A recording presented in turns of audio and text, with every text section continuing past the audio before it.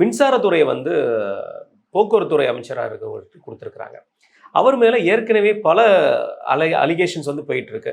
அதாவது இந்த நம்மளோட எங்கெச்சில் வந்துட்டு அந்த ஹோட்டல்ஸோட அலிகேஷன்ஸோ, அது மாதிரி பஸ்ஸஸ் வாங்குறோம், வருஷம் வருஷம் வாங்குறோங்கிற மாதிரியான அலிகேஷன்ஸோ அவர் மேலே போயிட்டு இருக்கு. சிவசங்கர் மேலே அவர் மேலே இடையில வந்து மருத்துவத்துறையில் வந்து சுகாதாரத்துறை மானிய கோரிக்கையில் கூட தவறான வார்த்தையை எதிர்க்கட்சி தலைவரை பார்த்து வேற சொன்னார். அந்த கிரி படத்தோட காமெடியை வச்சு சொல்லிட்டு இருந்தார்.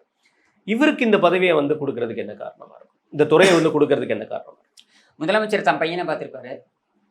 இவனுக்கே கொடுக்கும்போது அவர் கொடுத்தா என்னன்னு நினைச்சிருப்பாரு. ஒருவேளை திருப்பி இவர் அமைச்சராக துறையில் ரொம்ப சிறப்பாக செயல்பட்டாராமா அந்த உதவாநிதி. ஒன்றும் இல்லை.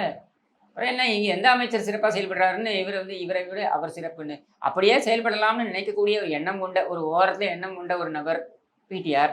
அவரே டம்மியாக ஓர வச்சுட்டாங்க. அவரே சொல்கிறாரு சட்டமன்றத்தில் வந்து, ஏங்க எனக்கு எந்த அதிகாரமும் கிடையாதுங்க அப்படின்னு சொல்லிட்டு. என்ன ஃபாக்ஸ்கான்னு தொழிலதிபர் அங்கேருந்து வரான் அப்படின்னா நம்ம தமிழக வரலாறு எப்படி?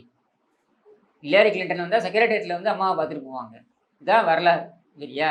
இவர் ஏர்போர்ட்லேருந்து கார் ஓட்டின்னு வர்றார். யார் நம்ம வளர்ந்து கெட்டவர் ஒருத்தர் இருக்காரு, டிஆர்பி ராஜா. அந்த வேலைக்கு தான் லாயக்கு, அது வேற விஷயம். இவர் கார் ஓட்டின்னு வர்றாரு. யார்? ஃபாக்ஸ்கான் ஓனருக்கு. அவன் என்ன நமக்கு சேவையாக பண்ணுறான்? இல்லை நமக்கு ஏதாவது சலுகை கொடுக்குறாங்க.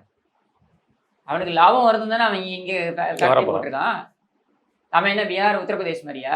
யாரும் இல்லை வாங்க இலவசமாக இடத்த வாங்கிக்கோங்க வந்து தொழில் தொடங்குன்னு சொல்கிறதுக்கு ஒன்றும் இல்லைல்ல. தொழில்துறையில் முன்னணியில் இருக்கக்கூடிய ஒரு மாநிலம். இந்த மாநிலத்தில் இவர்கள், அதுவும் நமக்கு வந்து கடல் பகுதி வேறு இருக்குது, போர்ட் இருக்குது.